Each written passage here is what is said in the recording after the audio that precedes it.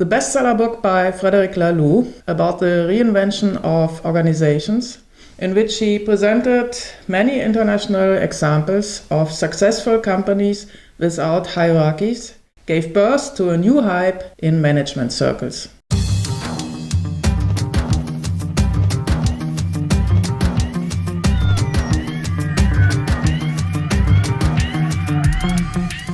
It's a discussion about tearing down layers of management. As one great example, Laloux mentioned the Californian tomato factory Morningstar. For more than 25 years now, they have been working without their own self-management approach. Even more, they see each individual employee as a manager by themselves, a manager of their own work, including the seasonal workers who only work temporarily in the fields.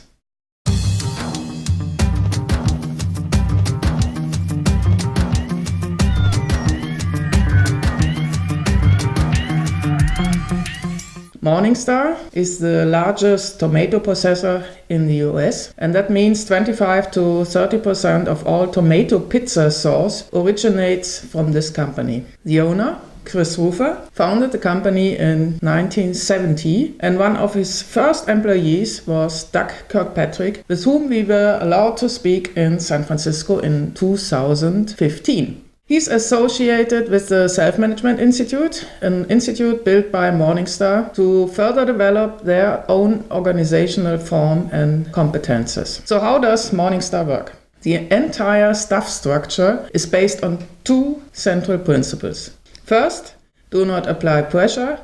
Second, stand by your self-commitments. Based on these basic principles, each individual makes a written commitment to be responsible for 30 tasks each year. Everyone exchanges their commitment with those 10 colleagues with whom they have to deal the most. The tasks should be chosen to help meet the mission of Morningstar. Such a task may be, for example, when filling the cars, I carefully pay attention to deliver only quality goods.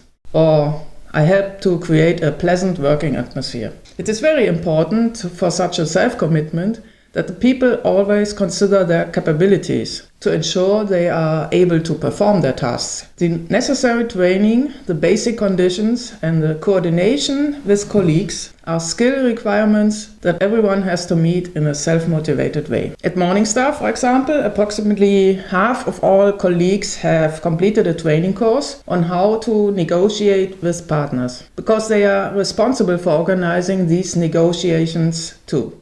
There's also regular information and training in order to access the financial context of the company as a whole.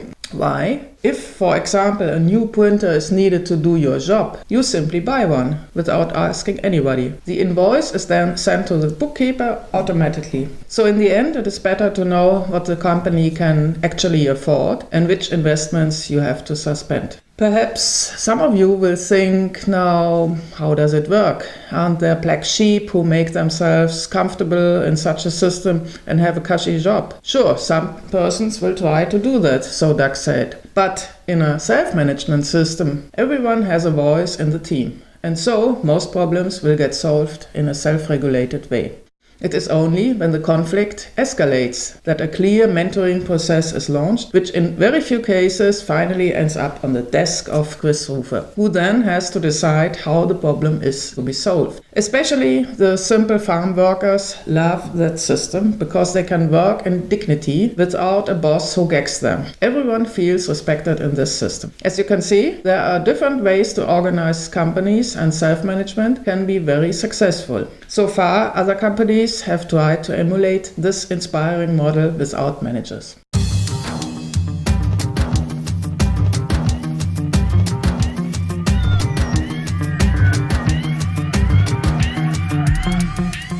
Such as Buffer. For some time now, they have been trying to work more transparently and without hierarchies to get work done better.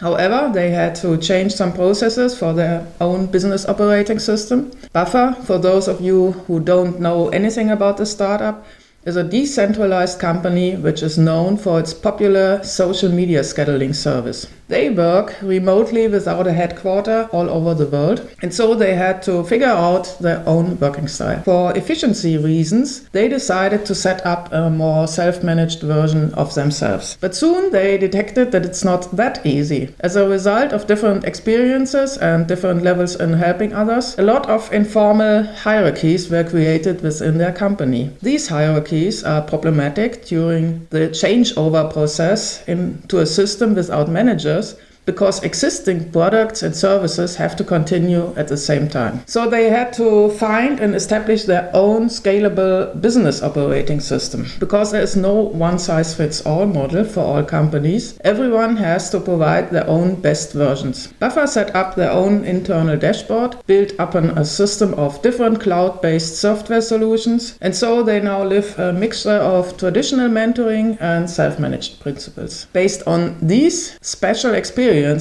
as a tech startup, they are moving along a path of steady reinvention. It will be interesting to follow their self-reflections in their blog to see where their journey takes them.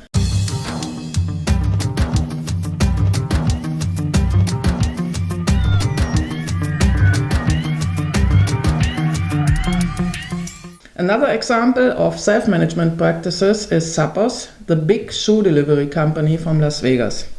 They have been experimenting with Brian Robertson's Holacracy approach for some time now. Tony Hsieh, the head of Zappos, you remember, began to deconstruct management positions in 2013.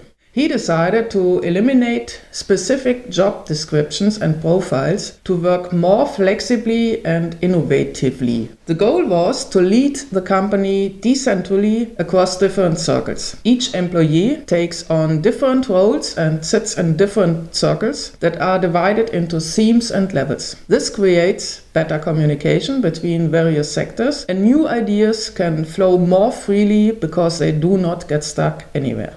Of course, such a change process is not easy to implement in a hierarchical organization, which is why Tony offered all employees a monthly compensation for each year that they spent with Zappos in the last years if they did not want to work in this company anymore. He wanted a clear decision from all people if they are willing to move towards a self-managed future. In the end, 18% of all employees left the company, mostly those from the management level. This change of personnel caused headlines and some internal headaches, but Zappos seems to be back in the green area and is now offering courses on how to transfer whole organizations to a new level. Maybe you will ask yourself how employees motivate themselves in such a system. In addition to their basic salary, the employees at Zappos can now achieve different badges, which are awarded for certain tasks and roles. These badges are partly specified by the company,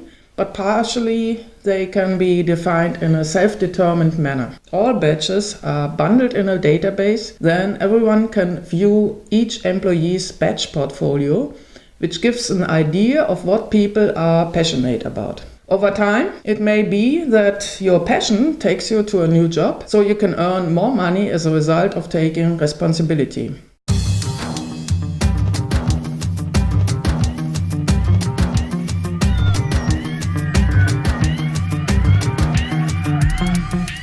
What we see here is that self-organized work and self-management also mean the return of the work ethic, because well-done work results in satisfaction and joy and therefore a good work-life balance. However, self-management, self-responsibility and further education in self-government works only under certain conditions. It only works with highly motivated, curious and attentive people who think and work in their own way. This is often the path from the tailor to the fashion designer, from the cabinet maker to the furniture designer, from the cook to the kitchen equipment company, from the blacksmith to the tinkerer, and then to the engineer.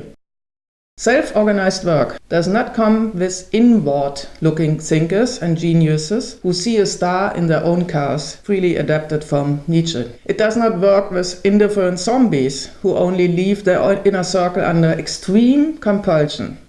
It's not for people for whom work is just a job to earn money. It's not for people whose private life always trumps their working life.